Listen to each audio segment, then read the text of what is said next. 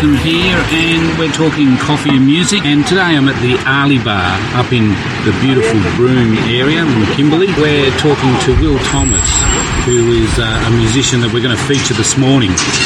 So I'm just going to put you across to Wil, get him to tell you his story before we move into the first track. Thanks for having me, Mark. It's awesome to be here.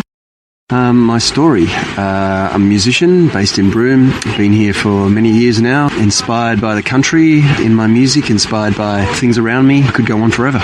Okay, well look, I know you had your first album was Fisherman's Bend, which was just a great album. It really resonated with the community here, and I remember the launch. It was great. It was a great night, yeah. Yeah, but you've got a recent album that's coming out, and our first track's going to come off that. Just tell us a little bit about that album and the track we're going to play. Okay, well, we're talking about country, so I thought this one might be suitable. It's a song in history. It's called Stumpy's Jump Up, and it's a fictitious tale, but it's based on fact, and it involves basically the reprisals that took place, the Gibb River Road country of the Kimberley, where many of the Indigenous people were killed, and then the reprisals that took place by the white people. And it's a brutal part of history, but it's a tongue-in-cheek look at that.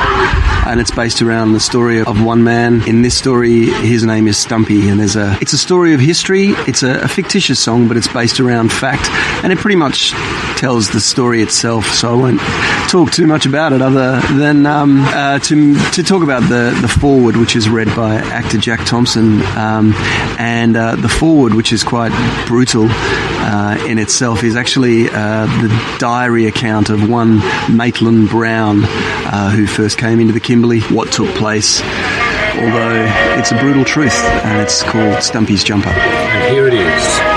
The natives stood their ground, with the savage, though not cool, pluck of an Englishman, and not one of the number wounded uttered a sound expressive of either fear or pain. And even after they found they had no chance with us, they disdained to throw down their arms, resisting savagely to the last. It was evident that this was the first lesson taught the natives in this district of the superiority of civilized men and weapons.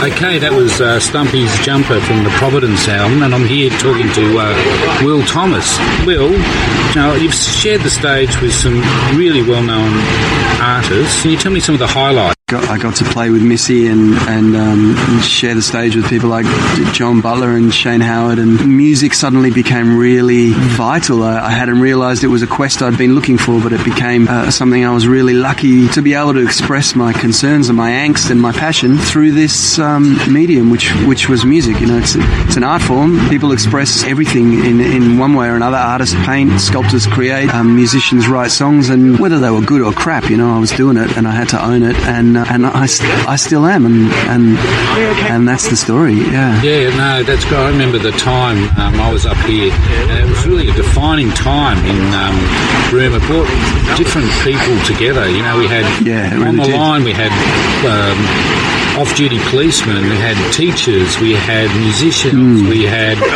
all types of people all coming together for a common cause, and luckily the result was pretty positive. So, okay, what's the next song we're going to play on this album, Providence? Okay, well, I've chosen this song called A Mercenary's Tale off my current album. I've chosen it because it talks about that theme, really, and like I said, I was very lucky to be motivated. Fight for Country was the catalyst that had me owning my own material. This song, The Mercenary's Tale, is the same story, you know. I look at Fremantle. I've just come from the southwest. The fight for the Belier wetlands, you know, the community standing up against the government and saying, please don't destroy this country, and yet they are. And I noticed so many parallels about the James Price Point fight. This song tells the story about the mercenaries, those people who sign up believing they're doing the right things. Take the police force. You sign up to be a copper, and then you're sent out of country to arrest an old lady who's just standing up for the country that her grandfather's buried on, you know, and these people are saying, well, this isn't what I signed up for. Or a soldier who joins the army to fight for their country and finds themselves in Vietnam. You know, there's the story goes back to the beginning of time, and this story, The Mercenary's Tale, is told very much through like Sympathy for the Devil. It's told from the devil's point of view, and I need to advise that Aboriginal people and Torres Strait Islanders need to be advised that it contains the voices of people who are now with their ancestors. House Rose Garden is the scene of an unprecedented newsreel War demonstrators protest U.S. involvement in the Vietnam War. In mass marches, rallies, and demonstrations. If you continue to obstruct, you're inside the and I'm asking you as a fellow seaman to respect my livelihood and respect my life.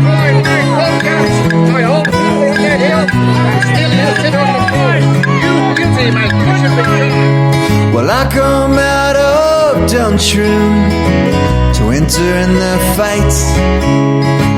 I make myself $1, try to set some wrongs to rights. They called on me for justice, said I was the man. I took an oath of liberty, protect and defend.